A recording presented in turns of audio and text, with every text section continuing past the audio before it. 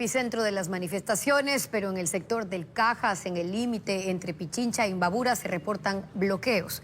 Diego Puente se encuentra en este último punto, nos cuenta lo último de la protesta.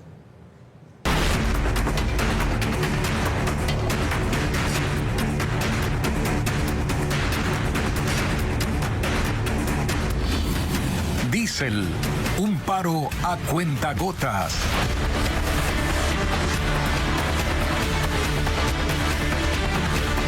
Ahora vamos en vivo al sector del Cajas, en el límite entre Pichincha e Imbabura, donde hay dos vías bloqueadas por manifestaciones. Diego Puente está en esa zona. Diego, ¿cómo está la situación?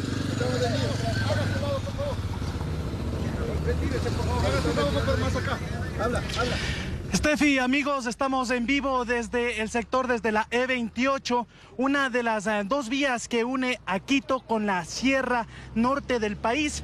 Hace pocos minutos aquí hubo un enfrentamiento entre la policía, los militares y comuneros que salieron a manifestarse en 5 puntos viales. Hubo 5 cierres y la policía ha despejado momentáneamente este paso vital para la comunicación entre Quito con Ibarra.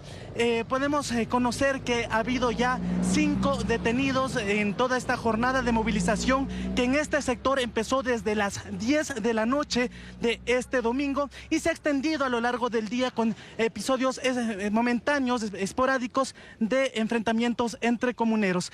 Podemos nosotros verificar de que ya la fuerza pública se encuentra cerca de una de las plantaciones donde hubo un enfrentamiento hace pocos minutos y se ha logrado también detener en este sitio a 2 personas. También entendemos de que hay una mujer policía herida que ha sido llevada a una sala de emergencia, una sala de salud.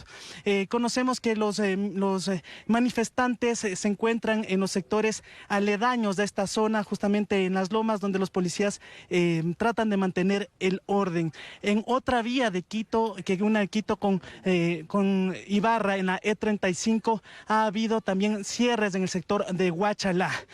Los uniformados nos indican de que la gente evite transitar por estas vías en este momento, ya que hay enfrentamientos a lo largo del día. Hay cerca de unos 20 militares y alrededor de unos 36 policías, entre ellos fuerzas del mantenimiento del orden, que precisamente se ubican en distintos puntos, en 5 puntos de esta vía principal. Hemos conocido que algunas de las demandas de los manifestantes es justamente la eliminación del subsidio al diésel y señalan que ellos son grandes perjudicados, por lo que tienen que hacer trabajos contractores. Escuchamos aquí al jefe de policía de la zona de Cayambe, que está a cargo y ha manifestado algunos de los incidentes que se han provocado en este sector. Sabemos que esto es un delito, ¿sí? Y de lo que hemos podido aprender, hemos encontrado puntas, ¿sí? Cortopunzantes, combustible, ¿sí? De lo cual estas personas están prácticamente utilizando para obstaculizar la vía. ¿Sí? ¿Ha habido detenidos? Sí, hemos tenido 3 detenidos hasta el momento, los cuales serían puestos a órdenes de la autoridad competente para que sean sancionados. Quieto. A lo largo de la vía podemos ver estos bloqueos que se están dando y son retirados momentáneamente por la policía e impide el paso del tránsito vehicular y únicamente las personas tienen que ir caminando. Nos mantendremos informados desde este sector que une a Quito con Cajas e Ibarra y estamos informando desde este sector a la 1:05 de la tarde en vivo para Ecuavisa. Gracias por ese reporte. Y en Imbabura, el EQ 911 confirma al menos 10 bloqueos en Otavalo. La jornada inició con interrupciones en carreteras intercantonales y continuó con el cierre de diferentes puntos de la vía panamericana. Cristian Tinajero con el reporte. En la provincia de Imbabura, las carreteras intercantonales Quiroga-Otavalo, Imantaga-Antonio Ante e Imbaya-Urcuquí amanecieron bloqueadas. En esta última, manifestantes interrumpieron el paso desde la medianoche con piedras y troncos. Solo han dejado bloqueando la vía y no quedan manifestantes en el lugar. Al amanecer, policías y conductores retiraron los obstáculos con sus manos, mientras bomberos cortaban con motosierra árboles atravesados en la ruta que conecta Urcuquí con Ibarra. ¿Qué nos demuestra? Que la ciudadanía quiere trabajar. Solo trabajando vamos a sacar a este Ecuador adelante, no con paralizaciones que afectan la economía de todos. Mientras la atención de la fuerza pública se centraba en habilitar esas carreteras, pasadas las 8 de la mañana, la protesta se trasladó a la Panamericana. Manifestantes indígenas bloquearon simultáneamente varios sectores: San Roque, Ilumán, Quinchuquí y Peguche en Otavalo. En San Roque, unas 50 personas interrumpieron los 6 carriles de la vía. En Peguche quemaron llantas y colgaron una figura de cartón en rechazo a la eliminación del subsidio al diésel. Un pelotón policial intentó dispersarlos, pero al sumarse más comuneros, tuvieron que retroceder. Finalmente, la fuerza pública usó gas lacrimógeno para frenar el avance de los manifestantes. Nuevamente empiezan a botar bombas. En el sector de Caluquí, al sur de Otavalo, otro grupo de personas destruyó una cámara de seguridad del ECU 911 para evitar ser identificado. Aquí, incluso un convoy militar tuvo que retroceder ante los ataques de los manifestantes. Más al sur, en González Suárez, encapuchados lanzaron piedras a un bus de la cooperativa San Cristóbal, que se detuvo antes de un bloqueo. En el mismo sector se produjeron enfrentamientos entre manifestantes y uniformados. Nuevamente empiezan a botar bombas.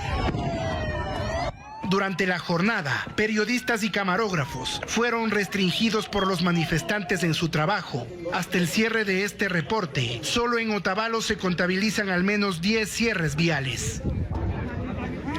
Miles de personas se concentraron en la Tacunga en una marcha de respaldo al gobierno, mientras el centro histórico permaneció cerrado y vigilado por decenas de policías y militares, en medio de la expectativa por las movilizaciones de la CONAIE. Sandy Espinosa nos informa. A las 10 de la mañana, cerca de 3.000 personas se congregaron en la avenida Unidad Nacional al sur de la Tacunga para expresar su respaldo al gobierno en medio del anuncio de movilizaciones de la CONAIE. Vestidos de blanco y portando banderas tricolores, ciudadanos y sobre todo funcionarios, entre ellos 5 ministros, caminaron en dirección a la gobernación de Cotopaxi. Sin embargo, un cerco de seguridad les impidió llegar hasta allí. Un grupo cambió de rumbo y se dirigió de nuevo hacia el sur, hasta la sede del movimiento indígena y campesino de Cotopaxi. En el lugar, los asistentes provenientes de Guayas, El Oro, Manabí, Sucumbíos, Tungurahua, Pichincha, Esmeraldas y Chimborazo lanzaron consignas a favor del gobierno, apoyados por camionetas equipadas con altoparlantes. Aquí está la marcha de la paz. Aquí no se encontraron con ningún representante de sectores opositores. Mientras tanto, el centro histórico permaneció bajo estrictas medidas de seguridad. 45 cuadras fueron cerradas con vallas, lo que dificultó el ingreso de peatones a sus lugares de trabajo. Tuvieron manifestar los policías es que si nosotros procedemos a pasar, nos van a llevar detenidos. Durante 5 minutos se habilitó un acceso cerca del Parque San Francisco, permitiendo el ingreso a quienes presentaron sus credenciales. Comercios y restaurantes mantuvieron sus puertas cerradas. Además, las clases presenciales en 120 unidades educativas se suspendieron. Hasta ahora, más de 3.000 policías y militares han sido desplegados para el resguardo de la ciudad. Mientras tanto, el movimiento indígena de Cotopaxi se tardó más de 2 horas en empezar la movilización en la Tacunga. Paul Romero sigue en vivo la marcha indígena. Paul, adelante, te escuchamos. ¿Qué tal, Pedro? Buenas tardes. Y bueno, según los dirigentes, para evitar la confrontación con los simpatizantes del gobierno, tardaron al menos 2 horas para movilizarse desde la estación del tren en el noroccidente de la Tacunga hasta este lugar en la Panamericana Sur. En este sitio, la gente se concentró y se ha cerrado, ha obstaculizado el paso, el acceso de los vehículos. La marcha fue pacífica. Llegaron hasta este sitio y están cercando en este momento la Panamericana para tratar de evitar el acceso. La gente está agresiva en este sitio, pero nosotros vamos con el audio de los dirigentes en el lugar de la concentración. Escuchemos a continuación. Nosotros no estamos para confrontar. Lo único que estamos es demostrando la inconformidad y la indignación que tenemos ante las políticas y las medidas que va adoptando este gobierno, nada más. De ahí no, vean, entre pobres no podemos estar peleando por defender a los ricos. El movimiento indígena tiene su característica. Siempre va de manera progresiva. No es algo que se diga con esto acabamos o empezamos. Está ya dada una declaratoria y no podríamos nosotros adelantar ninguna cuestión. Se tomarán las decisiones en sus debidos espacios. El presidente está haciendo una contramarcha ahora. Eso no es posible, compañeros periodistas. Pregunta a ustedes, ¿será posible que nosotros entre pueblos estemos peleando con los trabajadores, con los empleados públicos que ahora tiene el gobierno? Creo que hoy está concentrada la gente del gobierno en nosotros como movimiento indígena del país entero. Bueno, esos son los testimonios de los dirigentes. Antes de la movilización ellos han tratado de evitar con la gente y aquí en este momento en la Panamericana Sur han cerrado el acceso a los vehículos. Este es el informe, compañeros, buenas tardes. Y pasado el mediodía, la dirigencia de la CONAIE pidió unidad a las organizaciones frente a la débil convocatoria que tiene el paro hasta el momento. El gobierno, mientras tanto, minimizó la protesta indígena. Hernán Higuera lo informa. Durante la mañana de este lunes se registraron varios incidentes y choques entre manifestantes y la fuerza pública, sobre todo en Imbabura y Pichincha. El presidente de la CONAIE, Marlon Vargas, pasado el mediodía, apareció en redes sociales en un video de 1 minuto 40 segundos, grabado en la Amazonía, ratificando que el paro progresivo inició y pidió al gobierno escuchar sus demandas y frenar la represión. En sus manos está escuchar y dar respuestas al pueblo. La respuesta ante nuestras demandas no puede ser represión, violencia ni persecución.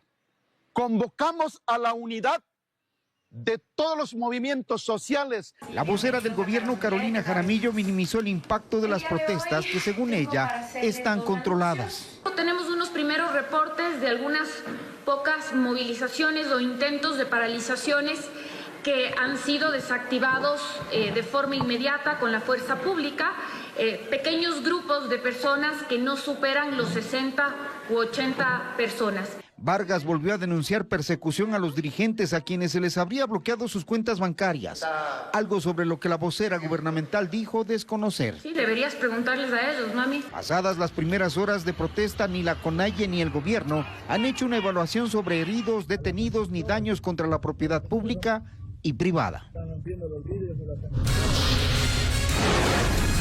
Vamos a la pausa y al regresar, algunas cooperativas de buses interprovincial han tenido que cambiar sus rutas por las manifestaciones contra el gobierno e incluso hay universidades que han pasado sus clases a modalidad virtual. Ya les contamos más.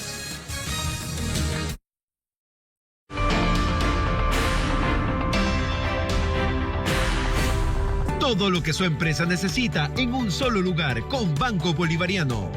La boda cada vez está más cerca. Tú tienes que hacer tu vida y yo tengo que hacer la mía. Y aunque Adelita eligió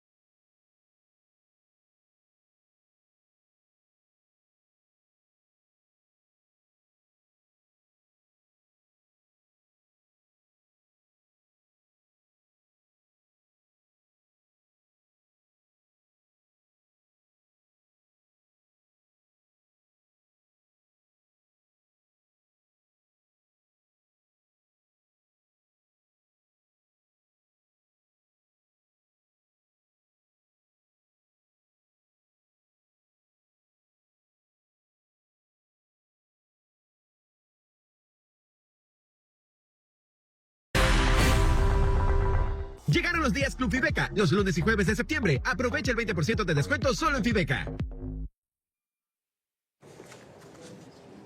El Parlamento Pluricultural en Azuay se unirá a las movilizaciones contra el gobierno de Daniel Noboa desde mañana martes. Así lo aseguró la organización en un comunicado de prensa en el que llamó a toda la provincia a coordinar acciones y a hacer uso del derecho a la resistencia. Agregó que sus principales consignas son la defensa de Quimsacocha y el agua de Cuenca, argumentando que el presidente Noboa le ha mentido y manipulado sobre el proyecto minero Loma Larga para entregarlo a la empresa canadiense Dundee Precious Metals. La convocatoria, llamada Marcha por la Salud, la Educación, la Democracia y la Naturaleza, está prevista para mañana en horas de la tarde.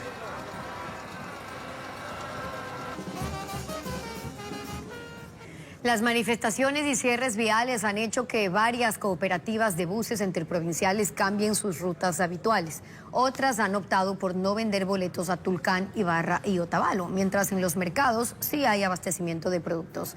Lo informa Luis Alfredo Zúñiga.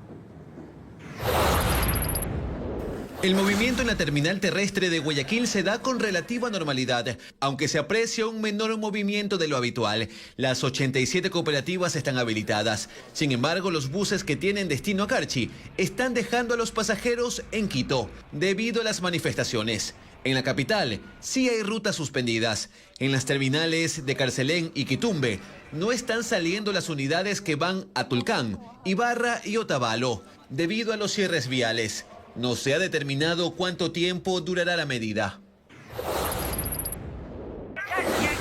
En Imbabura, los cierres por las protestas se dan en la vía Otavalo-Cotacachi por manifestantes en ambos sentidos de la carretera. Algo similar a lo que ocurre en la Atuntaqui-Otavalo-Cajas, con aglomeración de personas en 4 tramos. Se suma la vía Otavalo-Quiroga. En Pichincha el cierre principal es en la Panamericana Norte, que conecta el norte y el sur de Quito. Las protestas se mantienen en al menos 3 tramos. En Cayambe los manifestantes también impidieron el paso. En La Tacunga el Ministerio de Educación activó el plan de continuidad con clases virtuales por las manifestaciones y no indicaron por cuánto tiempo se mantendrá la decisión. Además, la Universidad de Cuenca, la Escuela Politécnica de Chimborazo y la Universidad Nacional de Educación en Cañar anunciaron que las clases serán virtuales desde este lunes por la seguridad de sus estudiantes, mientras en el resto del país las escuelas y colegios mantienen las clases presenciales. Este lunes llegaron con normalidad los productos a los mercados de Guayaquil, Quito y Cuenca. Los comerciantes indicaron que están abastecidos. El bloque 31 del Yasuní en Orellana fue escenario de un enfrentamiento entre comuneros guaraní y la fuerza pública. Según el ejército, los manifestantes habían bloqueado el acceso al campo petrolero. En medio de la intervención, 3 militares resultaron heridos y 2 manifestantes fueron detenidos. Joana Duche nos amplía. Este fin de semana en Mintaro, una comunidad guaraní que está dentro del bloque 31 del Parque Nacional Yasuní en Orellana, se produjo un enfrentamiento entre la fuerza pública y habitantes de la zona. Según el ejército, un grupo de manifestantes bloqueó el acceso al bloque petrolero, lo que derivó en una intervención policial y militar. En un comunicado señalaron que los uniformados fueron atacados con disparos de perdigones, resultando heridos 3 militares, quienes fueron trasladados a Quito y se encuentran estables. También reportaron la detención de 2 hombres de 40 y 17 años.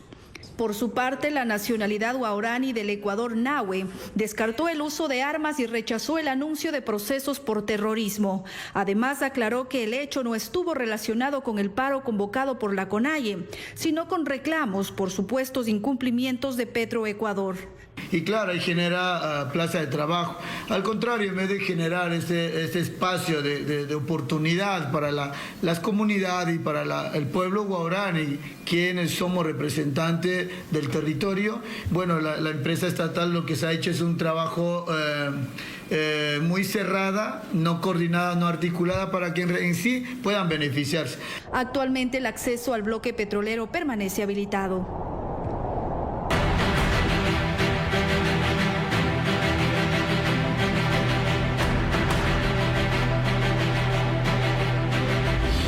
Constituyente. al compás de la Corte. La tensión entre el presidente Daniel Noboa y la Corte Constitucional está en pausa desde anoche. Los magistrados emitieron un primer dictamen favorable para la Asamblea Constituyente y se aprestan a analizar el fondo de la propuesta del Ejecutivo para emitir el segundo y definitivo dictamen. Jacqueline Rodas con los detalles. La Corte Constitucional resuelve con rapidez la propuesta presidencial de consulta popular para ir a una asamblea constituyente. Anoche emitió el primero de 2 dictámenes necesarios para avalar la pregunta. Decidió que la vía de asamblea constituyente es apta para la propuesta de redactar una nueva constitución. Ocurre luego de 2 intentos fallidos del presidente Daniel Noboa por saltarse el control constitucional. El último fue frenado por el Consejo Nacional Electoral y la Corte lo deja sentado en su dictamen. Si bien el proponente no remitió la convocatoria a la Corte Constitucional como corresponde, esta fue remitida por el CNE. Por su lado, el presidente de la República ha comparecido a este proceso mediante escrito solicitando celeridad en el trámite, por lo que la Corte constata su voluntad para que esta magistratura realice el examen. Con ese reconocimiento de su potestad, la Corte acelera el trámite. Anoche, minutos después de emitir el primer dictamen, la jueza Alejandra Cárdenas, ponente de la causa, notificó al primer mandatario que ya está en curso el análisis del segundo momento. Este segundo dictamen es definitivo y más complejo. En él, la Corte definirá si la pregunta para la Asamblea Constituyente, los considerandos y el estatuto son o no constitucionales. Si la decisión del Pleno es negativa, la elección del próximo 16 de noviembre será solo sobre las 2 preguntas aprobadas: permitir bases militares extranjeras y eliminar el financiamiento público a los partidos políticos. La Asamblea respaldó el llamado a consulta popular del presidente Daniel Noboa para la instalación de una Asamblea Constituyente. 78 votos de ADN y sus aliados permitieron aprobar la resolución en el Pleno. El oficialismo insistió en acusar a la actual Constitución de facilitar la corrupción y la impunidad, mientras que el correísmo defendió la Carta Magna aprobada bajo su mandato y cuestionó al gobierno por no cumplir los pasos constitucionales para aprobar la consulta.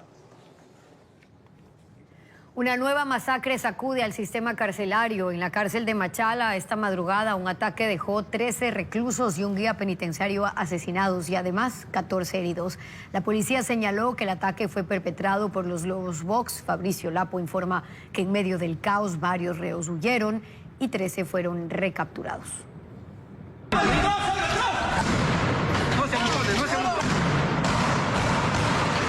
A las 2 de la madrugada de este lunes, la violencia estalló en la cárcel de hombres de Machala. Según la policía, integrantes del grupo delictivo Los Lobos Box, recluidos en la planta baja y en el pabellón de máxima seguridad, salieron de sus celdas, asesinaron a un guía penitenciario, emboscaron a policías, hirieron a 2 y amarraron a 6. Con 3 explosivos volaron las puertas de los pasillos y avanzaron hasta el pabellón de cuarentena, donde estaban miembros de los Lobos y los Choneros. Allí la masacre fue brutal, 13 recluidos asesinados y 14 heridos. Cerca de 200 policías entraron para retomar el control y durante más de 40 minutos se produjo un enfrentamiento entre celdas y pasillos. En medio del caos, varios internos escaparon por la parte posterior del reclusorio. Otras unidades se desplegaron en los alrededores y allanaron 15 viviendas. Hasta el momento, 13 fugados han sido recapturados. Fueron con armas de fuego, fueron con explosivos, fueron con granadas, indican los policías. Ellos fueron a asesinar al otro bando. Todavía no tenemos un número exacto de las personas que se han fugado. En una requisa posterior al ataque, la policía encontró 4 pistolas en poder de los reclusos. La cárcel de Machala, que tiene capacidad para 600 internos, alberga actualmente más de 1.200.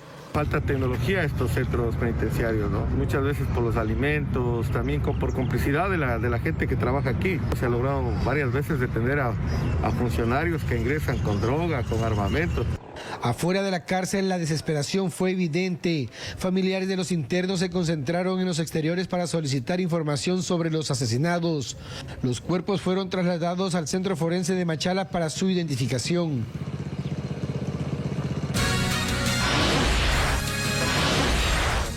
Pausa y más adelante en Televistazo, Estados Unidos aplica un valor de $100.000 para una de las visas de trabajo, la que se expide para extranjeros altamente calificados.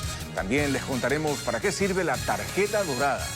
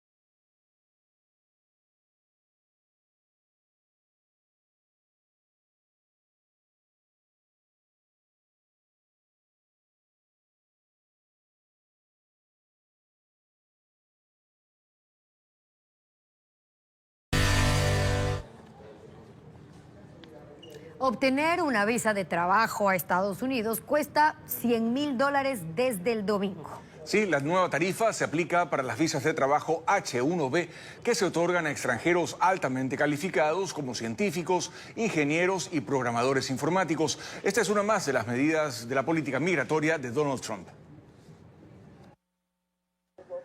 Estados Unidos impuso un pago de $100.000 para las visas de trabajo H-1B para extranjeros altamente calificados como científicos, ingenieros y programadores informáticos. Esa tarifa, vigente desde el domingo 21 de septiembre, es un pago único que acompaña la solicitud inicial de la visa y no se aplicará para renovaciones ni para peticiones presentadas antes de esa fecha. Lo cancelarán los profesionales interesados en esa visa o las empresas auspiciantes interesadas en la contratación. Con esta medida, el presidente Donald Trump busca que se capacite y contrate más estadounidenses. Al mismo tiempo, Trump presentó la tarjeta dorada que permite obtener la residencia en Estados Unidos a quienes paguen $1 millón. Puede costar hasta $2 millones si es una empresa la interesada en contratar de forma urgente a un extranjero. Esta es una más de las nuevas políticas migratorias de Estados Unidos. Antes, ya dispuso que los solicitantes de visa menores de 14 años y mayores de 79, que estaban exentos de la entrevista con un oficial consular, la cumplan. En caso de renovación, los funcionarios de la embajada podrán requerir una entrevista presencial, a pesar de que el trámite se realice dentro de los 12 meses posteriores al vencimiento. Además, está previsto que en Ecuador, desde 1 de octubre, aumente el costo de la visa de turista a Estados Unidos a $435, $250 de la tasa de la integridad y $185 de los trámites consulares.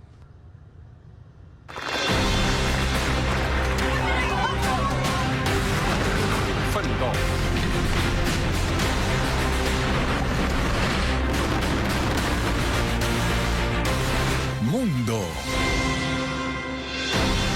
Francia, Bélgica y otros países se suman hoy al masivo reconocimiento de Palestina como Estado. Será durante la Conferencia Internacional por la Solución de Dos Estados esta tarde en Nueva York, en paralelo a la Asamblea General de Naciones Unidas. Mientras tanto, Israel, que niega la posibilidad de que exista un Estado palestino, pone más tanques de guerra en Gaza para una nueva incursión terrestre y tomar el control de la ciudad. Francia y Arabia Saudita lideran el camino para la implementación de la llamada solución de dos estados para la coexistencia de un Estado judío y uno palestino a partir de la iniciativa de Naciones Unidas de 1947. Más países se han unido al paso previo, que es el reconocimiento de Palestina. El año pasado lo hicieron España, Irlanda y Noruega. Ayer fueron Reino Unido, Australia, Canadá y Portugal. Y esta tarde, durante la Conferencia Internacional por Palestina en Nueva York, está previsto que lo hagan Francia, Bélgica, Luxemburgo, Malta y Andorra. Varias ciudades francesas han empezado por izar la bandera palestina en sus edificios públicos y Palestina se alista para convertir su oficina de representación en Londres en la nueva embajada. Un paso histórico, se ha dicho, en medio del conflicto más grave que ha enfrentado Israel con Palestina por la guerra desatada en Gaza desde el ataque terrorista de Hamás en Israel. Su primer ministro, Benjamín Netanyahu, niega la existencia de un Estado palestino, sigue con la ocupación de territorios en Cisjordania y aumenta la presión sobre el grupo Hamás. Ha ubicado más tanques a la entrada de Gaza para la operación con la que busca tomar el control de la ciudad. Noche de disturbios en Lima dejó 18 heridos y la mayoría de ellos policías y periodistas. Cientos de personas tomaron las calles por segundo día consecutivo en contra del gobierno y su propuesta de reforma de pensiones. Los protagonistas, manifestantes que replican protestas de la llamada generación Z en otros países como Indonesia, Nepal y Francia. El caos y el descontrol se apoderaron del centro de Lima durante el fin de semana, luego de la marcha promovida por la denominada Generación Z. Jóvenes acompañados de diversas asociaciones y gremios civiles que protestaron contra el gobierno de la presidenta Dina Boluarte. La primera jornada violenta fue la noche del sábado, con decenas de manifestantes enfrentándose a las fuerzas del orden luego de que les impidieran acercarse al Congreso. Los disturbios se repitieron la noche del domingo, cuando lanzaron piedras y bombas incendiarias y vandalizaron varios locales. La policía respondió con gases lacrimógenos. Los manifestantes dicen que tomaron las calles por varias razones. Rechazan la reforma de pensiones impulsada por Boluarte, la creciente inseguridad y los hechos de corrupción. Otros exigen mejoras salariales y en las condiciones laborales. El movimiento juvenil peruano forma parte de una ola de protestas internacionales que alcanzan países como Indonesia, Francia y Nepal. Ondean una bandera negra con una calavera sonriente y un sombrero de paja distintivo de la tripulación de piratas del manga One Piece. En la serie simboliza la lucha por alcanzar los sueños y liberar a los oprimidos. En el contexto de las manifestaciones, los jóvenes la usan como símbolo de rechazo a la corrupción y a la falta de transparencia en la gestión pública. Las protestas de Perú dejan hasta el momento 18 heridos, la mayoría policías y periodistas. Miles de brasileños se movilizaron en contra de un proyecto de ley que busca darle amnistía al condenado expresidente Jair Bolsonaro. Las protestas se dieron en Brasilia y en los 26 estados. Las manifestaciones más concurridas tuvieron lugar en Sao Paulo y en Río de Janeiro, con más de 40.000 personas cada una. Grupos de izquierda convocaron a estas jornadas ante dos iniciativas aprobadas en la Cámara Baja del Congreso, una que dificulta el arresto y enjuiciamiento a legisladores y otra que podría terminar otorgando el indulto a Bolsonaro, sentenciado a 27 años de prisión por intento de golpe de Estado. El polémico proyecto pasa ahora a debate en la Cámara del Senado. Autoridades de República Dominicana incautaron parte del cargamento de drogas transportado por una lancha rápida que fue destruida por Estados Unidos durante su operación antinarcóticos en el Caribe. El portavoz de la Dirección Nacional del Control de Drogas declaró que recuperaron 377 paquetes de cocaína de los 1.000 que presuntamente transportaban. Agregó que la embarcación fue neutralizada en aguas internacionales a unos 148 kilómetros de la isla Beata. La Armada Dominicana colaboró con Estados Unidos en el operativo. Un ataque con un dron israelí en el sur del Líbano dejó 5 fallecidos, entre ellos 3 niños. Según el Ministerio de Salud libanés, otras 2 personas resultaron heridas, incluyendo la madre de los menores, cuando el artefacto impactó su vehículo. Las fuerzas de defensa afirmaron que el objetivo era un militante de Hezbollah que operaba desde una zona civil y anunció una investigación de este caso. Los primeros reportes indicaban que las víctimas eran ciudadanos de nacionalidad estadounidense, pero el gobierno de ese país lo desmintió. Luego de la pausa, Liga de Quito y Universidad Católica clasificaron al hexagonal principal del torneo. Al volver, le contamos cómo quedaron Barcelona e Independiente del Valle.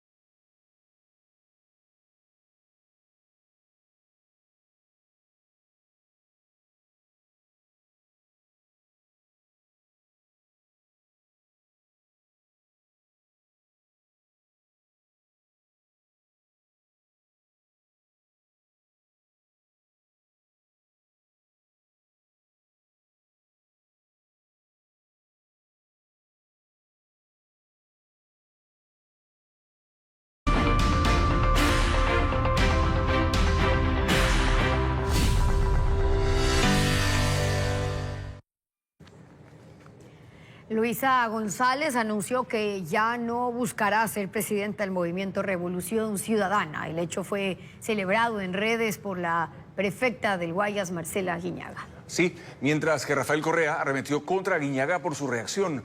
Diego Cuenca nos describe las diferencias internas en ese movimiento político.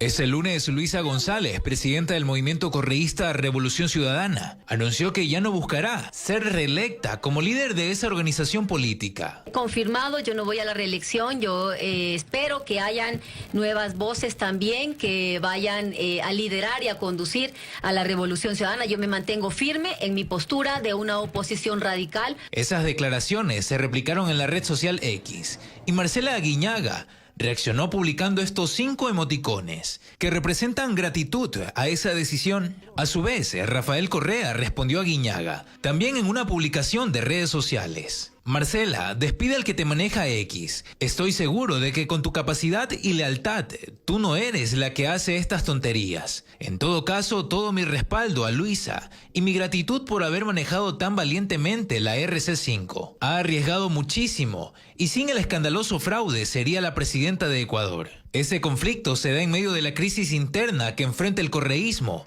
cuya división se ha ahondado tras la carta que un grupo de 5 dirigentes, los prefectos Marcela Aguiñaga de Guayas, Paola Pavón de Pichincha, Leonardo Orlando de Manabí y Juan Cristóbal Lloret de Azuay, además del alcalde de Quito, Pavel Muñoz, en julio enviaron a Correa su desacuerdo con el liderazgo del movimiento a cargo de González, pues según ellos la organización política había perdido el rumbo, por eso pedían una renovación profunda. Estas nuevas diferencias ocurren a pocas semanas de que se realice la Convención Nacional del Movimiento RC5, cuyo evento será en noviembre, donde se elegirá a los nuevos integrantes del buró político de la organización correísta.